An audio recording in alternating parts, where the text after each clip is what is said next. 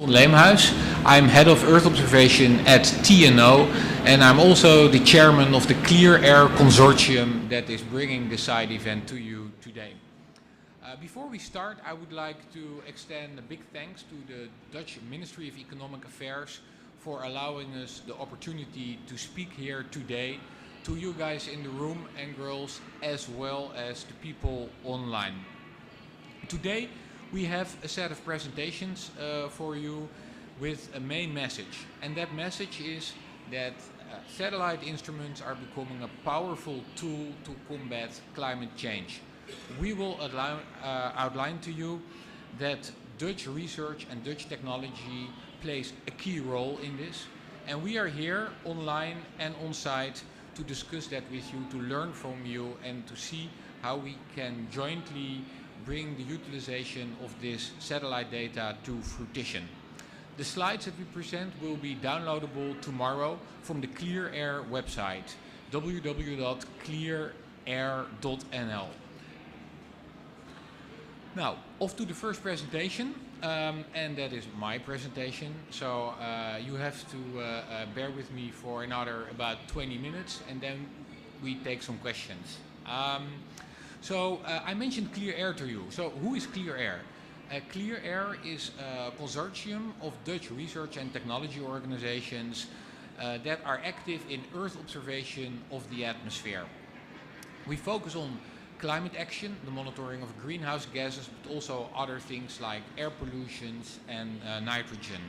Through our work, we would like to support policy, extend the Dutch leading position in this field, and support companies. Currently, the consortium is made up of TNO, ESRON, the KNMI, and the Technical University of Delft, but we are expanding our cooperation both nationally and internationally.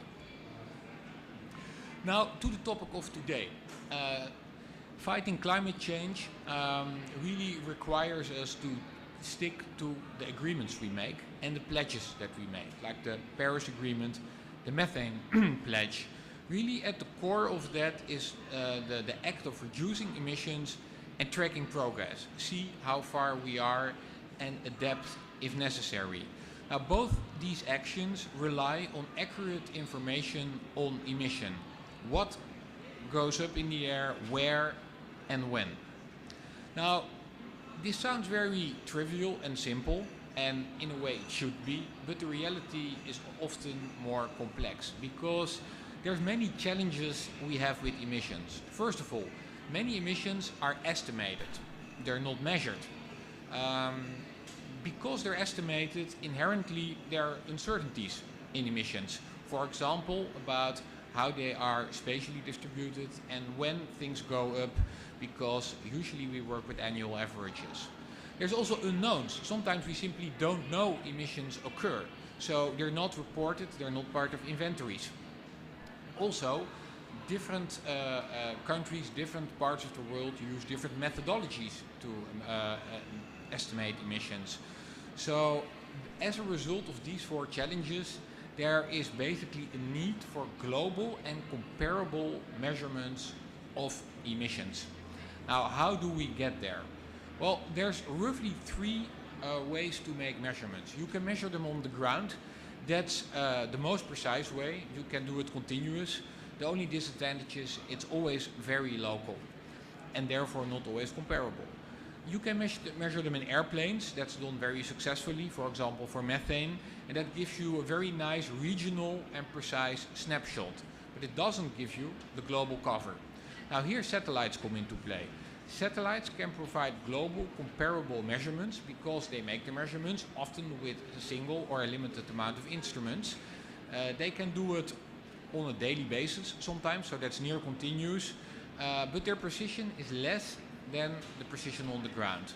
Now, what we will see today is that thanks to new innovations and new satellite technology, these satellite measurements have become precise enough to be used to measure emissions. So how does that work? I show you a movie here to give you an impression. Basically, a satellite flies around planet Earth and it measures sunlight that is reflected back from the surface. And in the sunlight, it looks for a fingerprint that tells you which gases it saw. And these are the color on these pictures. So in that way, the satellite basically scans planet Earth and can see which gases are where. Now, this is basically how we can see where greenhouse gases can be found in our atmosphere. The Netherlands has a really world-leading position in developing instruments that do this. On this slide you see a couple of missions that Dutch research organizations and Dutch industry have been involved to realize. Each of them are well-known missions that measure the chemical composition of the atmosphere, including greenhouse gases, and then in particular the gas methane. Tropomai, which was launched in 2017, is currently the only satellite instrument that on a daily basis gives you a complete picture of how much methane there is in the atmosphere. And this is the type of data you get out of it. Here you see a picture made by the Dutch Tropomai instrument of where methane is. Now, and red means there's a lot of methane, yellow or white means there's not a lot of methane. So these global snapshots allow us to understand where greenhouse gases are. But that's not the same as measuring emissions. So how do we do that? So in order to measure emissions, we need to do two things. First, we need to detect the gases there. So we take the picture I just showed you and see if methane is found in the atmosphere, and or CO2. And basically the satellite data gives you the amount of greenhouse gas in the atmosphere in parts per billion or in kilograms. It's very important that you do that in a very precise way, because if you make a big error in that, you don't know for sure if there's really a greenhouse gas. Now, if there is an emission, you can also see a plume. I've put a picture here on the slide of plumes from coal mines in Australia that emit methane. This is an example that will be used throughout the presentation, also by my colleague Hugo and colleague Ilse. Now, if we can see that plume, we can backtrack from the plume how much emission came from the source, and then we can quantify the emissions. Now, to do that in a precise way, it is very important that your raw data is precise, and it really depends on other conditions. For example, what the weather is like. So in this two-step approach, we can measure emissions. Now, there's two types of instruments that can be used for this. They differ in their cover, in the amount of detail that they can see, and how often you can see targets. So the first type of instrument is a facility level instrument. It measures in a very small area of 10 kilometers in a lot of detail, typically details of tens or hundreds of meters, and it can look at a couple of dozens of locations per day. The other instrument typically gives you a global picture on roughly a daily basis, and that gives you less spatial detail, and also it allows you to detect less sources. So these two instruments are very complementary. On this picture I show it to you. Here you see a world map of methane with Tropomai, where an area of interest is identified, and another satellite system, GHGSat, is used to really zoom in on the emissions. So these two types of satellite systems work together. Now, what is available for the two most important greenhouse gases? We start with methane. So for methane, we currently have two major instruments at our disposal. One of them is Tropomai, giving a global picture. The other is GHGSat, which gives the zoom-in picture.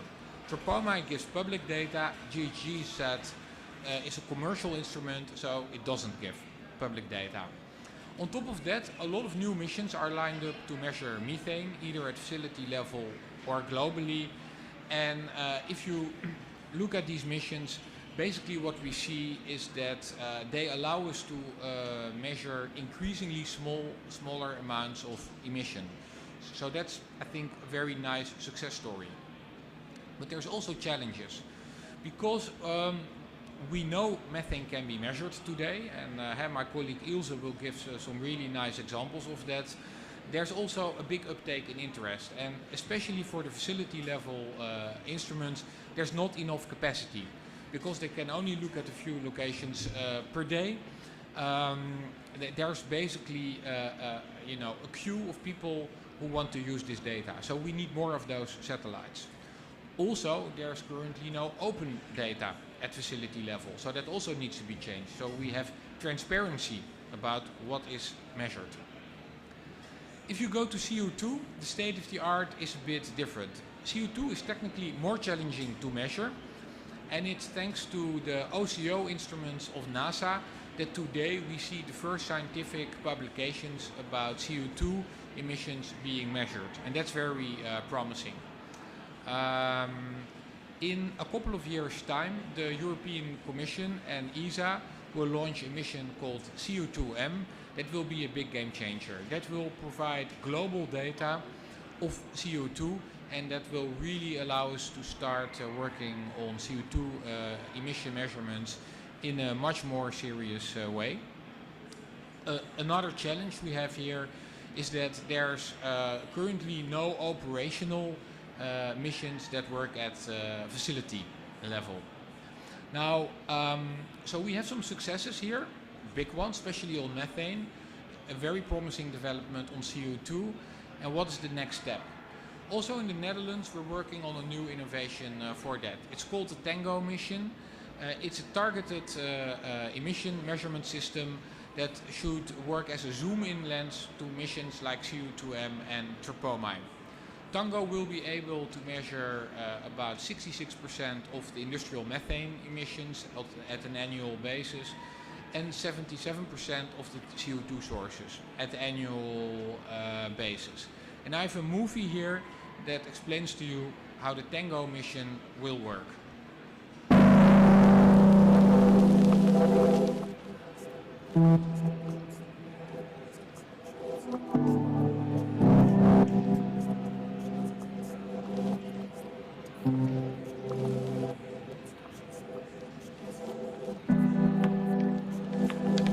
So basically what happens is that Tango flies around the planet and its two small satellites, they scan emission sources, as you can see in this picture.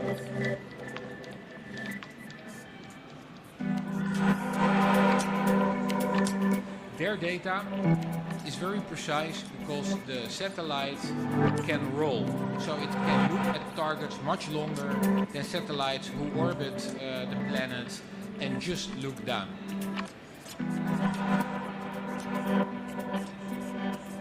The data of Tango can be used by scientists, policymakers, as well as companies. And because it's precision, it will allow us to see much more targets than missions that have a global data set, and it's also much more precise. For example, due to this, we will be able to see much more targets in Europe, an area which has significant amounts of emissions, but they're typically smaller. The Tango mission is developed by an international consortium of which the core is based in the Netherlands in cooperation with the European Space Agency, ESA.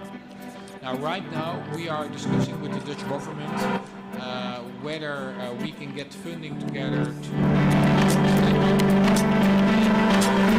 achieve this, and I think that will be another big milestone for Dutch innovation. So, we have current missions that allow us to measure emissions. We have upcoming missions that allow us to do this increasingly accurate. The case studies of my colleagues Hugo and Ilse will further elaborate on that. But if you take a step back, I think what we can say today is that satellites are becoming a powerful tool to detect emissions, to quantify them, and if we repeat those measurements, to determine long-term trends in emissions. They are basically now suitable to measure large point sources of man-made emissions, like oil and gas facilities, landfills, but we can also measure emissions from forest fires or the aggregated emissions from industrial areas. On this slide you see an example of this. This is a GHG-SAT observation of a landfill that measures methane. Another example, bushfires. So we had the terrible and huge bushfires in Australia. Using the Tropoma instrument, we measure the CO emissions from that, and we can use that measurement to determine how much CO2 comes from that. And as you can see on this slide, these are huge CO2 emissions. Another example are cities and power plants. Here you see a map that was made by TNO, where we combine the data of the NASA OCO instrument and the Tropoma instrument to detect the emissions of cities and power plants. Now, it is data like this that we will be able to use in the coming years to basically put estimates of emissions under a magnifying glass. So, in summary, satellites today are able to measure emissions. They are become a powerful tool to make global and comparable measurements of those emissions. Netherlands is a big enabler of this through the development of breakthrough new instruments, as well as the utilization of their data that the next presentation will be all about. That's great news, so we can see emissions, we can measure them, we can quantify them, but now it's time to use them. And what is really important, that we set up international cooperations, first of all to expand the capacity of those satellite instruments, because we don't have enough of them, and most importantly to start using them in policy. And this is what the last presentation will be about. My colleague Hugo will explain to you how measurements of satellites can be used to improve emission inventories that are used to check and design policy. So that was it from my side. I hope you enjoyed the presentation, and I open the floor for questions, either online or here in Sharm el-Sheikh.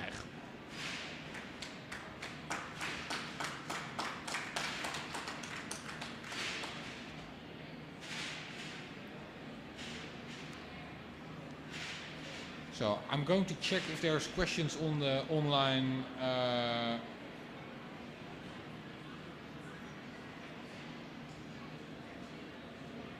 Okay, no questions online, no questions here. Then we proceed with the next presentation.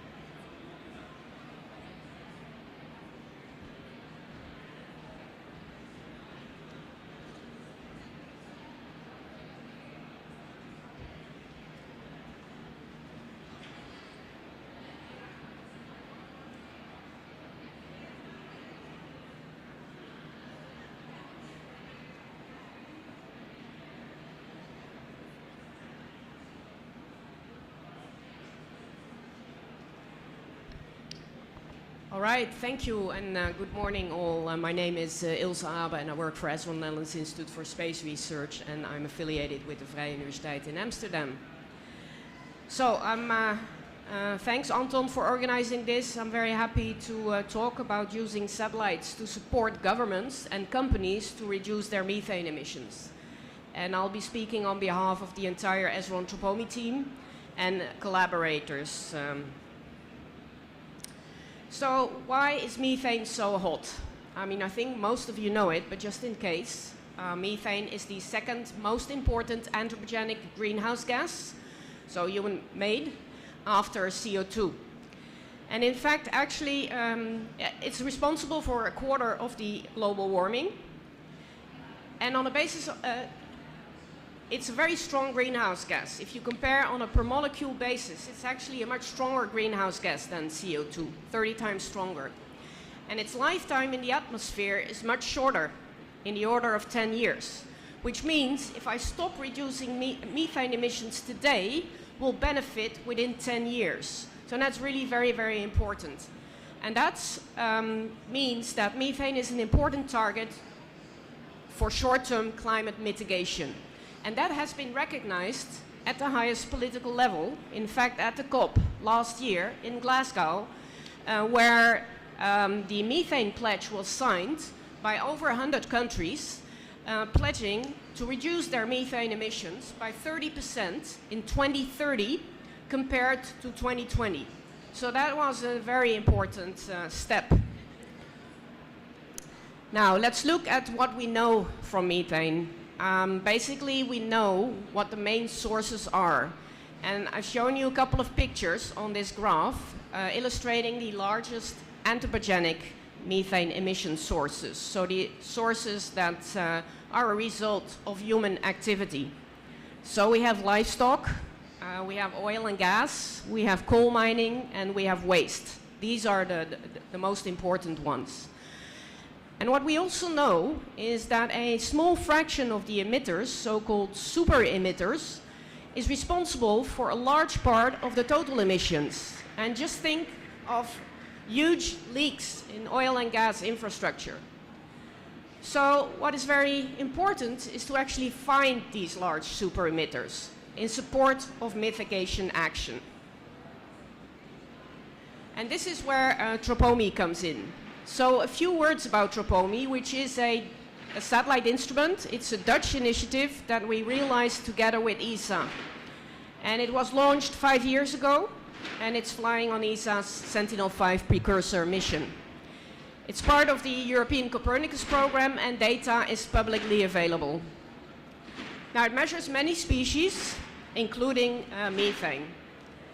And on the right-hand side, you see how we do that. Anton already explained that, but just in case, we use solar light that illuminates the Earth atmosphere. The light is being absorbed by the various molecules at various wavelengths, various colors, and it is measured, reflected back to the satellite where we measure the concentration of these species.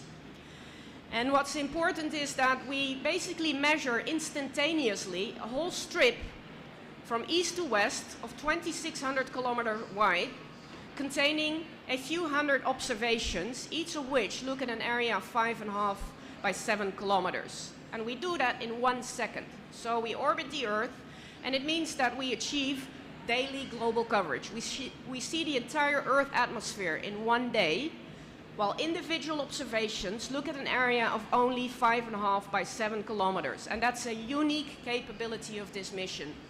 And that means it's really very, very suited to detect these so-called super emitters, which are localized sources of methane with large emissions.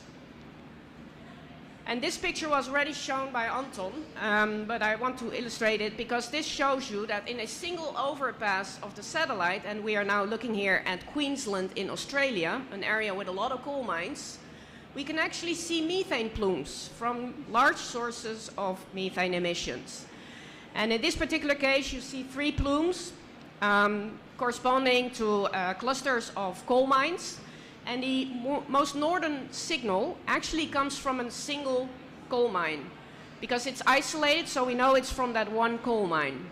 And turns out to be a surface coal mine, which is quite exceptional because they're not known to emit so much methane, but we see it in the data. And this mine is responsible for 1% of coal production in Australia. But based on Tropomi observations, we estimated that it's responsible for 24% of the reported emissions at national level for all coal mines in Australia. This one mine. And it emits quite a lot of methane, and as such, this is a typical example of a super emitter. Now, as I said, we see the whole Earth in 1 day. So we can look globally and search for these super emitters. And this map shows you where we find those in 2021. And this is the first global view that we get on methane super emitters. This is the first time we can actually do this. Now, when we see these super emitters with Tropomi, because Tropomi looks at an area of 5.5 by 7 kilometers, it's not, in most cases, we can't really tell exactly what the source is that is causing these large emissions. I mean, the one Australian mine that the example I just gave you is a bit of an exception where we can actually say, because it's a very isolated source. But in most cases, we can't do that just based on tropomi observations. So what we do is we have teamed up with GHGSat, which is a Canadian private company. They now have 5 operational satellites. These are small sats, and they're dedicated to measuring methane at 25-meter resolution. So that's at facility level scale. And, but they can only look at an area of 10 by 15 kilometers. So they need to target their observations. And so they need to know where to look. And this is exactly what tropomi provides. We can tell them where to look. And this is what we've been doing for the past few years. We provide these locations to GHGSat, who then can zoom in and can tell us what exactly is causing these large emissions. Now, in addition to that, recent developments are that we've seen from land imagers that are, so like Sentinel-2, Landsat, Prisma, that are designed to give us detailed information on the Earth's surface at high spatial resolution. In very favorable cases, they can actually also detect methane super emitters. So think of really large leaks in the oil and gas industry. And I'll show you one example of that as well. But I'll be giving you a couple of examples of what we see with these super emitters. And I'll start with the example here in Argentina that you can clearly see on the map. So this is what we see. On the left-hand side, we see a single overpass of tropomi. In the center is Buenos Aires. And red is high methane values, blue is low values. And what we see is there's a clear plume coming from the center of Buenos Aires. And it's lined with wind. Now in the middle panel, you see an average data of tropomi, where we average 2 years of data. You see a blob, sort of a blob enhancement in the area of Buenos Aires. But because on different days the wind blows in different directions, there's prevalent wind directions, it's not totally clear where the exact center of the source is. So what we do is for each day, we basically turn or rotate the data such, the information, that the wind is blowing north. And then what you see, if you then average all the different days, you really see a very clear indication of where the methane emission is coming from. And based on that, we can basically tell from tropomi data within a few kilometers where the center of the source is. And that's the location we provide to GHGSat to then target. And this is what we then see. So you see on the right-hand side the image that GHGSat obtains here, which is an enormous methane plume in the city center of Buenos Aires that is coming from a landfill, as you can see here. It's coming from the active area of the landfill, so where the garbage is being dumped. What you can also see, if you look very, very carefully, you see a bit of dark purple to the east from the closed landfill, and the dark purple is lower methane values. So we can really see a lot of detail here. Now, we've been doing this tip and cue with tropomi also for other urban hot centers, urban hotspots that we see with tropomi. And as such, we also found large emissions from landfills in Lahore, Pakistan, and in India, Delhi, and Mumbai. And Brahma Sakars, who is the first author of this paper that got published recently, also estimated the emissions for the urban area of Buenos Aires and also the other cities, which is in dark green in this plot on the right-hand side. And then you can compare that with the emissions that we estimate for the landfills based on GHGSat observations. And so, for example, for Buenos Aires, you see that the landfills are responsible for about 50% of the total methane emissions in the Buenos Aires area. Now, we also see emissions from landfills in Europe.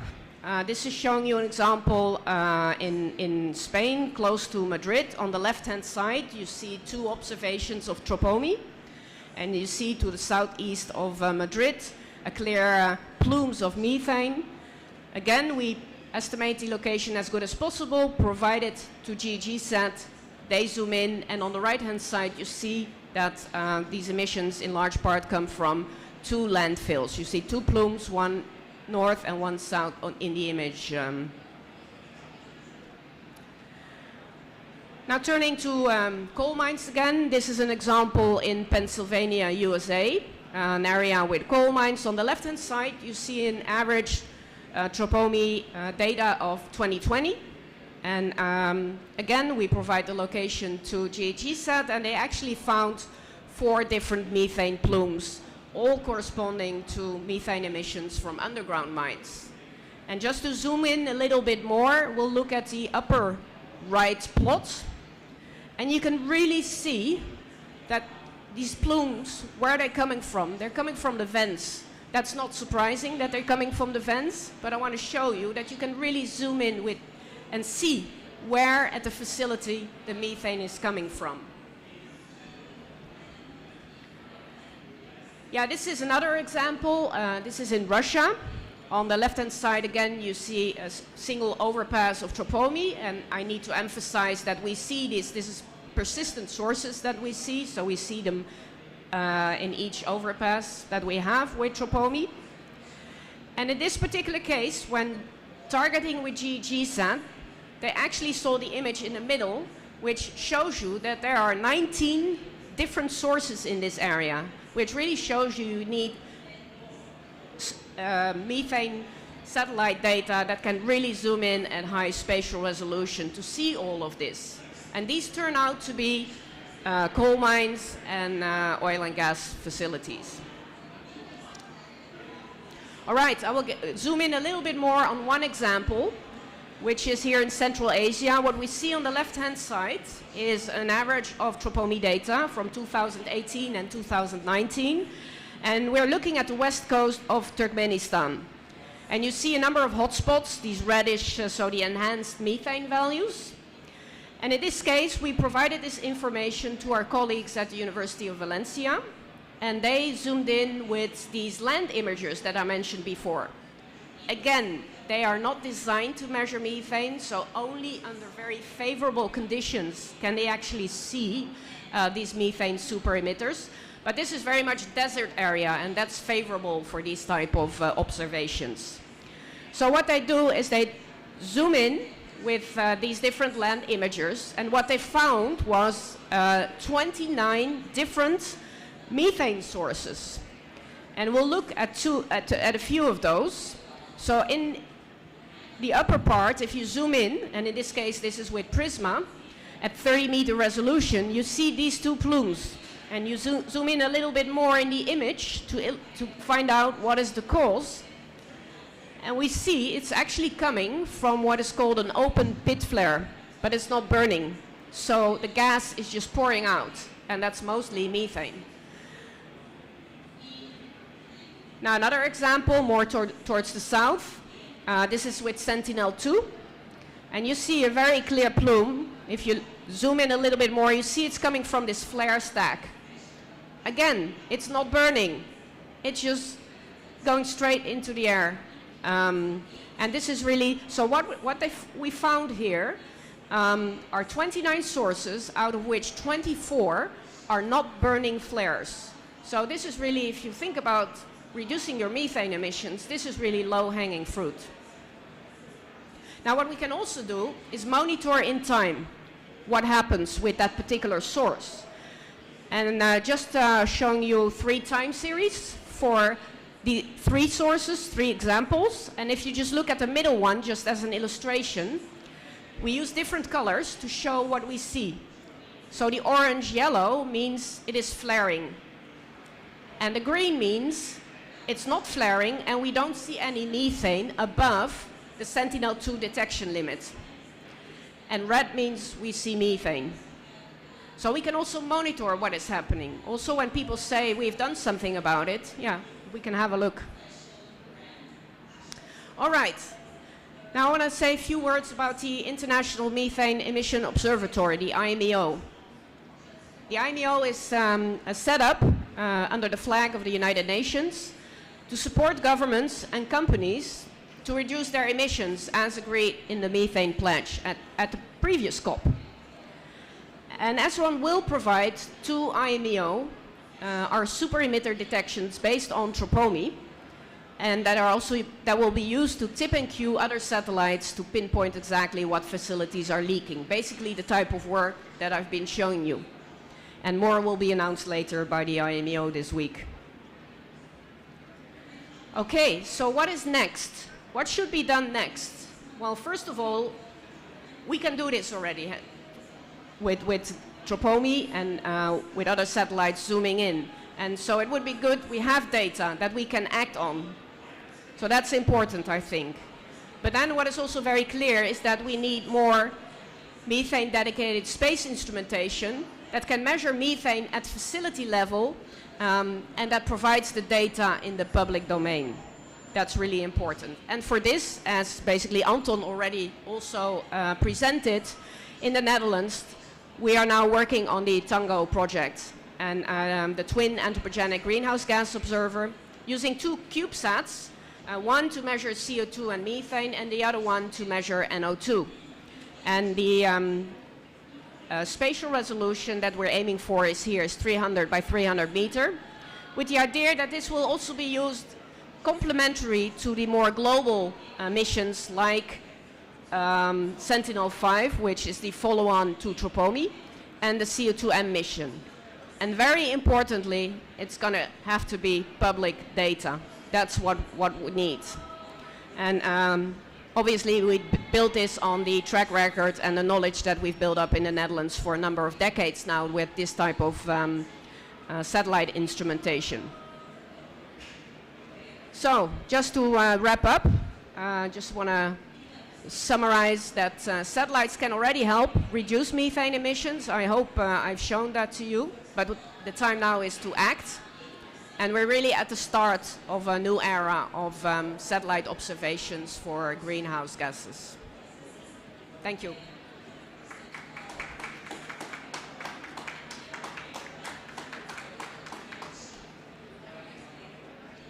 Are there any questions? I see. Yeah? Do we have a microphone for... Anton, there are microphones there. I'm not sure if they're working, but... and otherwise you can... Yeah.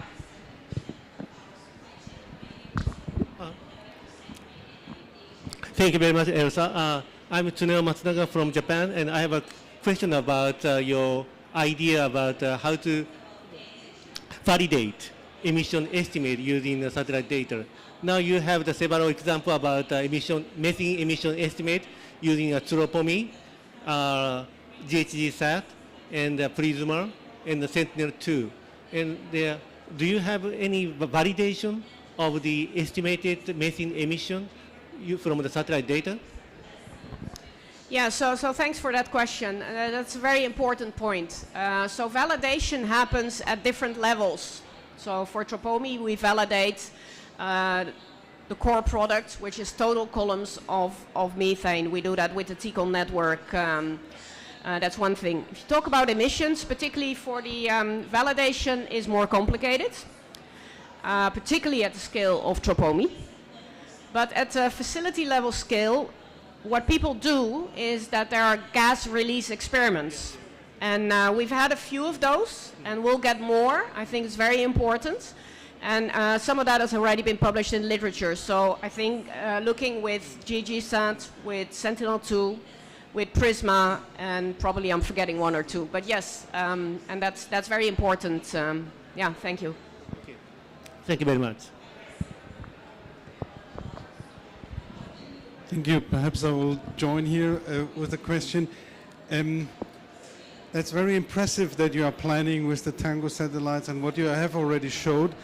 And my questions about the super emitters is, can you tell me how big the ratio of the super emitters to the total methane emissions is?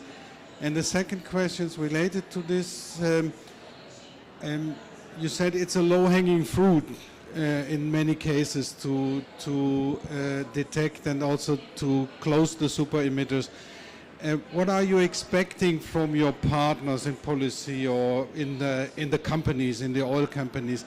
Will they take up your message? Will they change their emission inventories? Will they take action on this? Are you optimistic there? Scientists are very good in providing ideas, providing data, but the transmission sometimes is difficult. Absolutely. So maybe I should start with that question. Okay, the first question. Oh yeah, let me first do that one because that's more quick.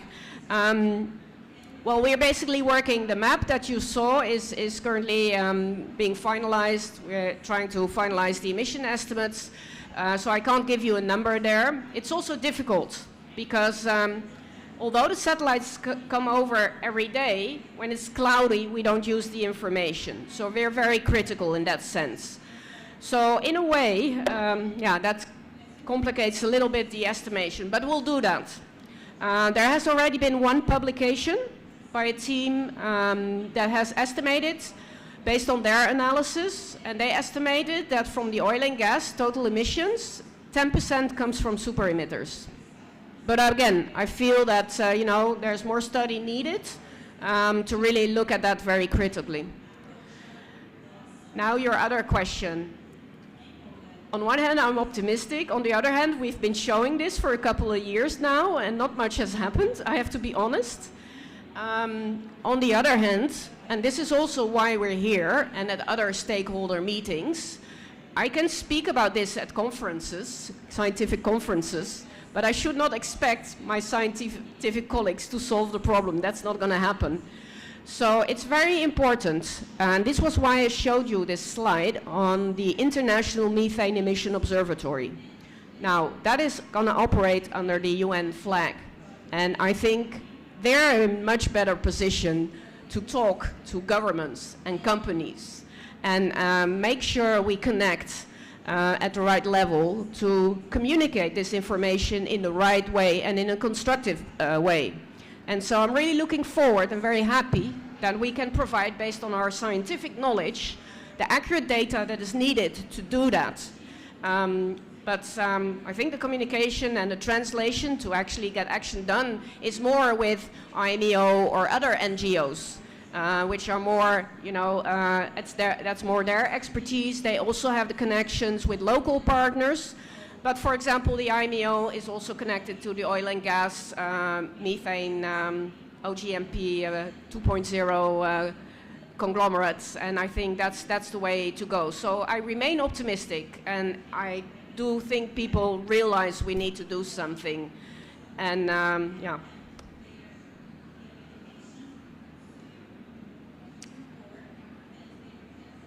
And I think my colleague Hugo Denier van der Gon will talk a little bit more about connection with the bottom-up emission inventory. So I think that makes a perfect next talk. Thank you.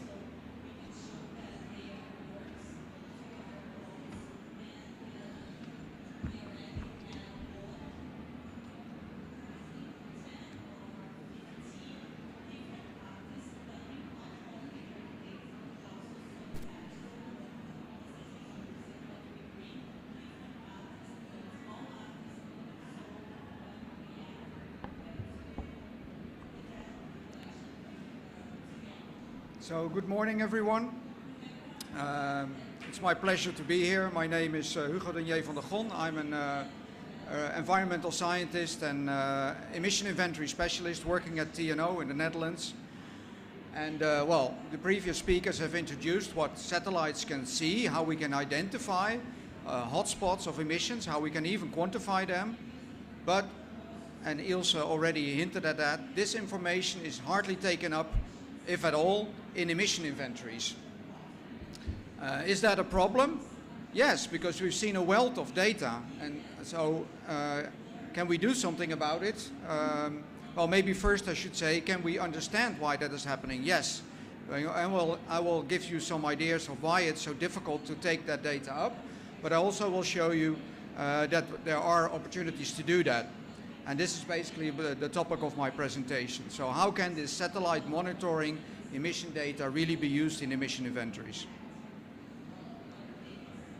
And what I will talk to you about, I will give you a very brief information about what are emission inventories really, and how are they connected to satellite data. And then jump into the key question, how can that top-down information be used? And I will do that using an example from air quality, because there we have already done it. And then, of course, we are interested in the greenhouse gases here, so then I will come to the methane inventory data and how we can combine that, using the example of Australian coal mines that was already introduced earlier. And I hope we have some time for questions and discussion at the end. So first of all, emission inventories. Emission inventories are really very important. They are the pillar under the climate negotiations. If one country negotiates with another, you look at each other's inventories. So, and emission inventories in itself are relatively, let's say, relatively simple things. I mean, the emission is calculated using a formula, activity data. That activity data are usually statistics. For example, the number of cars that are driving, the number of cows in your country, the amount of coal being mined or coal being burned, times an emission factor. And if you take the simple example of Ilse already said, for example, agriculture, cattle is an important source of methane. So if you know the emission of one cow and you know from the statistics how many cows you have in your country, you can very easily calculate the total amount of methane emission from all the cows in your country. As an example, since we come from the Netherlands, I think it's fair to use the Dutch example. Here I take a figure which is the emission inventory as it is submitted by the Dutch government to UNFCCC. So this is from the National Inventory Report. And you see the methane emission calculated using this kind of formula. So statistics in combination with emission factors. And then you calculate that national total. And you do that by sector.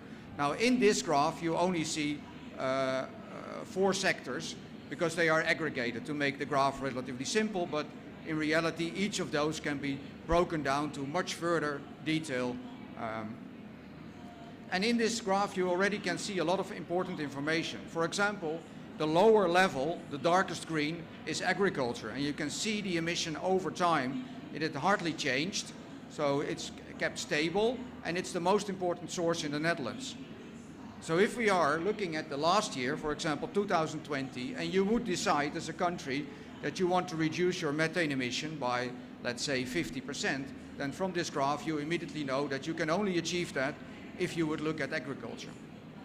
Now you can also see that because we have this activity data, these statistics, historical data, you can go back in time and you can see that, for example, since 1990 there was a big change in this methane emission, and that's due to the second layer in this graph, which is waste.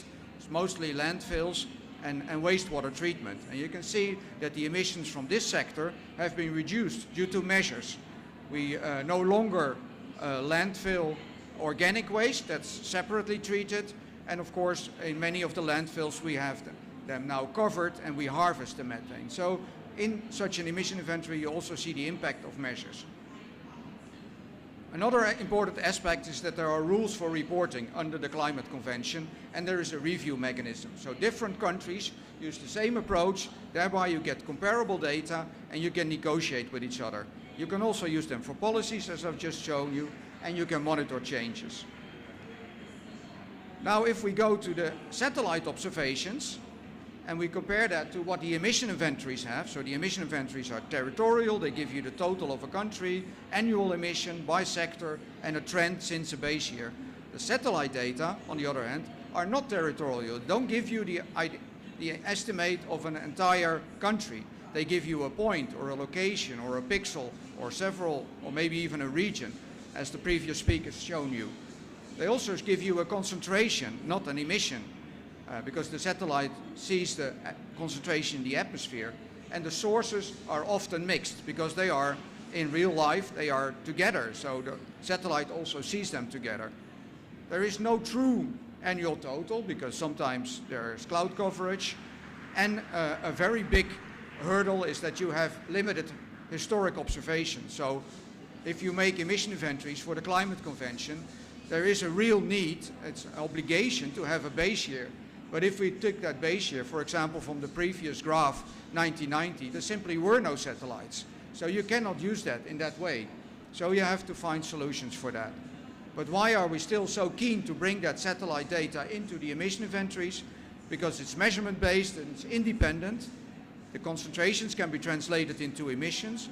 And most of all, it's a unique opportunity to support inventories, to make those more suitable for mitigation actions, to verify if we have the right sources, and to identify those hotspots where we should spend our money for abatement. So emission inventories and the satellite data are apples and oranges, and really we cannot change the orange into an apple, how hard we do try. So we have to make sure that they shake hands and that that information flows from one to the other.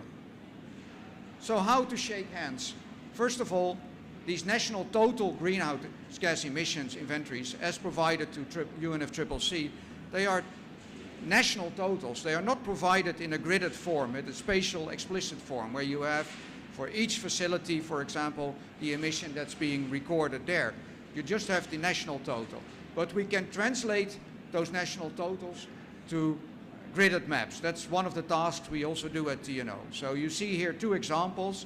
On the left you see a map of the methane emissions from Europe, made by my team at TNO, mostly using the UNFCCC reported data. And on the right-hand side, you see another very famous example from the EDGAR team at the Joint Research Center of the European Commission.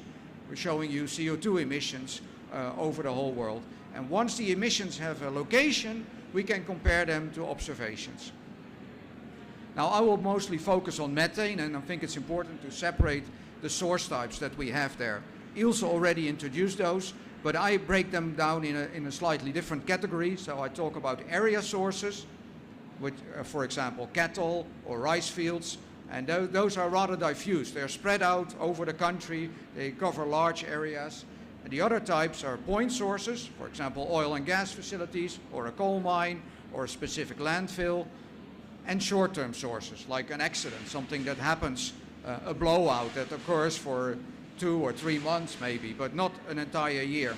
So those are the different types. And the first one, although there is some uncertainty there, we know those relatively well. The real added value for the satellites will be in the point sources and the short-term sources. So to give you some examples, here are two examples. So these accidental leaks, or for example a blowout, is not intended. And on the left-hand side you see a picture from a blowout in Ohio that we quantified using Tropomi, and we estimated that about 60 kilotons of methane was emitted there during 20 days. And 60 kilotons is really a lot. So this are significant amounts. And these are really a challenge for emission inventories. Why?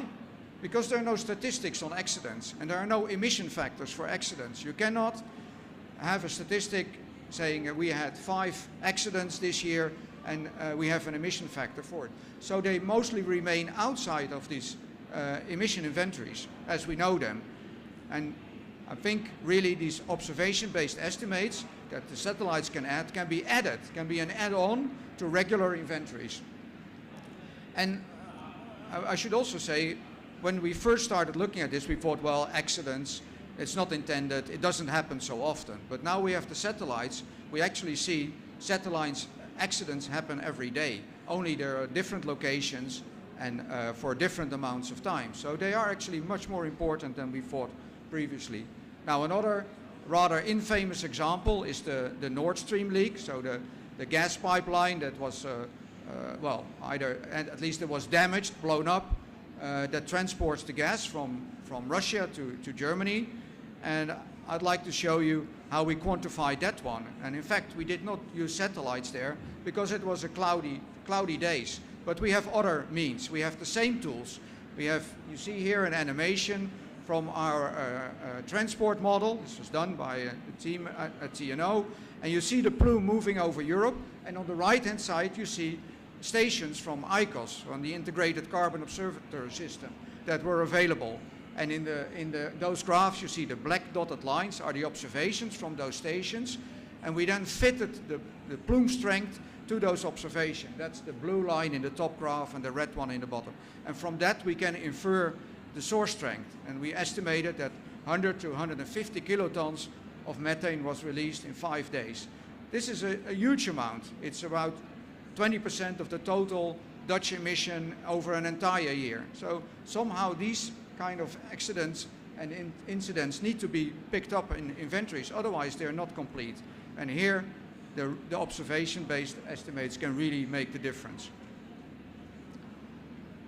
Now, in the end, even more important is how can we integrate this in the traditional sources that we have every year on, year out. And that I'd like to illustrate with an example from air quality. What you see here is a map of hotspots of sulfur dioxide emission.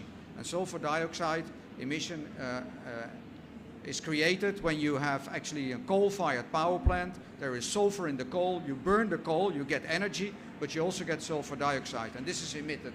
And you can see that with the satellite. And what we see here is from the OMI satellite, and we have a long time record since 2005 to 2015.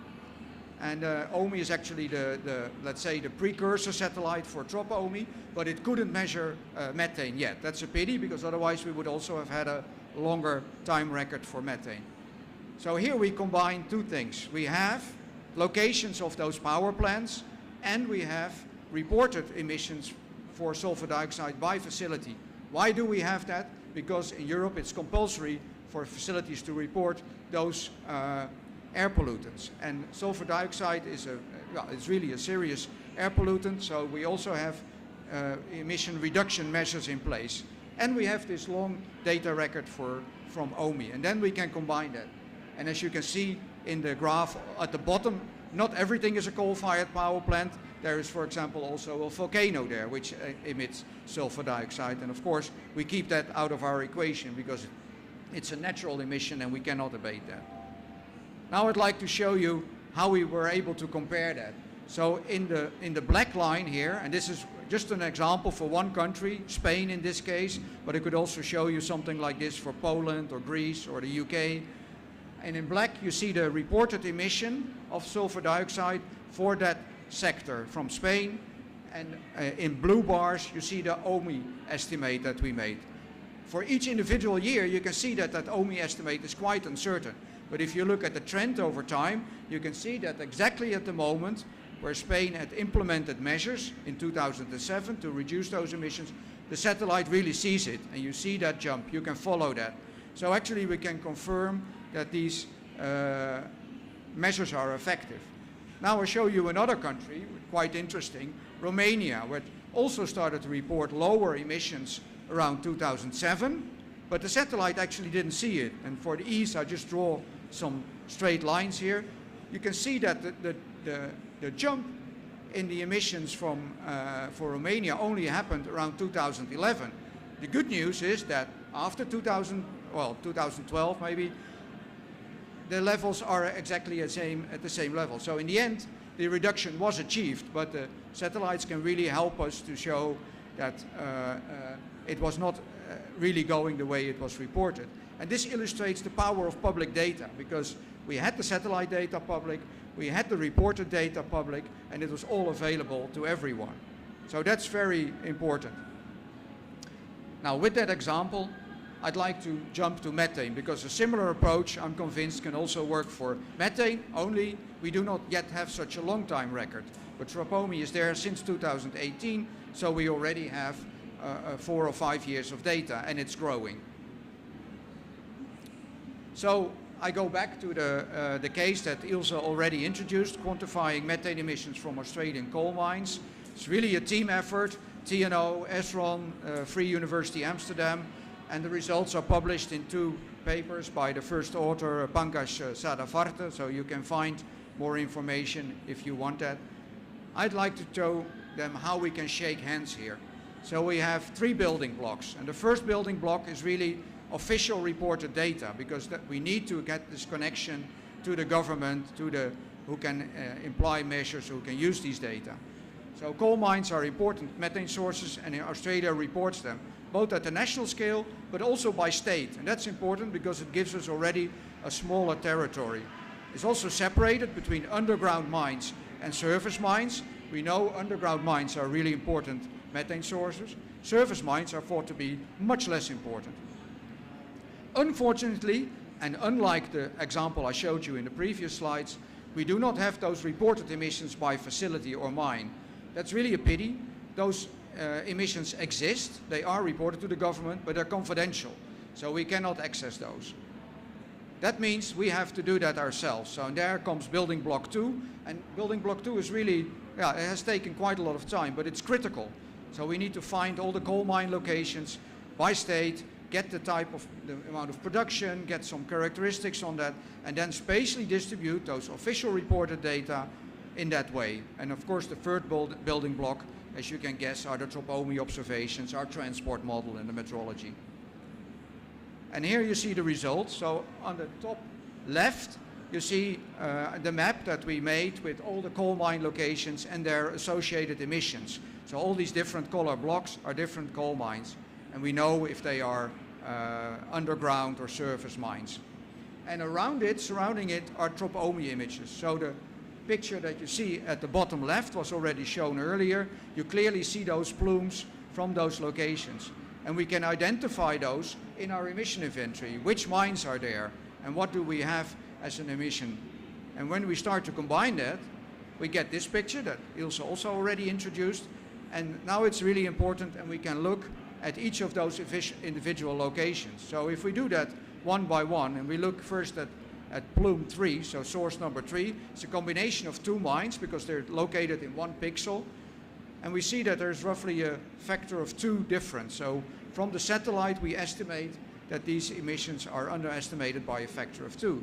What is very interesting is that for source 2, which is actually a combination of 3 mines that are too closely located for us to separate, there is good agreement.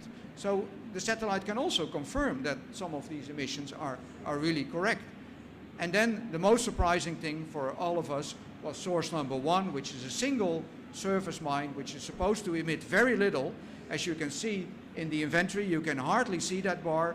And from the satellite, we estimate the emissions are 35 times higher. So that's huge, and it's really way out of range. And why is it way out of range? Because actually the total from all surface mines in Australia is roughly about that same amount. So, and here we have it all coming from one mine. So that would mean that all the other mines would emit 0, which we know is not true. So this is really important information. It was published. It was also conveyed to the stakeholders in a dialogue. And at least, and in that way I am positive, like Ilse, the dialogue is bearing fruit. We had this exchange, and I quote here from Australia's National Greenhouse Gas Inventory Update. They say, they write, the emergence of the satellite data prompted the department to review its existing methods for the estimation of methane emissions from Queensland open-cut coal mines. And then as a result, they increased their emission factor by 30%. Now, I should say that we personally think that that's still a large underestimate, but it's a first handshake where we have this information flow, which is really important. And from that, I think we can build further.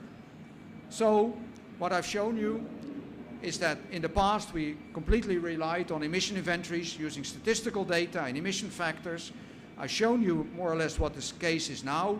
We do not yet integrate the satellite data as we would be able to do. And in the future, I'm convinced that we will do that much more in an integration of top-down and bottom-up. And for that, we will need to do some work. And one of the most important things, I think, is that we need to develop emission factors based on all this satellite data, which can flow into the normal working progress or the working, how do you say that, habit of these emission inventory builders. And we should help with a service to support emission inventory compilers, because it's not easy. Ilse showed very nice figures, but it's a lot of work, and therefore we need to really have a support service here. And with that, I'd like to end my presentation. I thank you very much for your attention.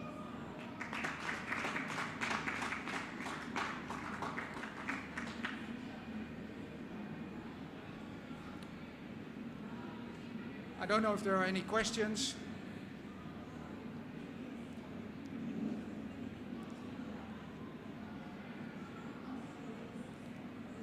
Or we should just go to work.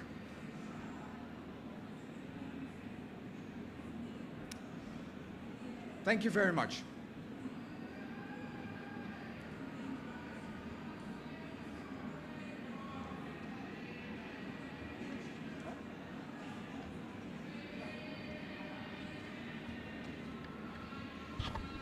All right, everybody. Thank you for being here. I wish you a very fruitful continuation of this COP, and that's it for Clear Air for today. So if you want the slides of these presentations, tomorrow you can download them on clearair.nl, or you can always send one of the speakers an email. Have a good day.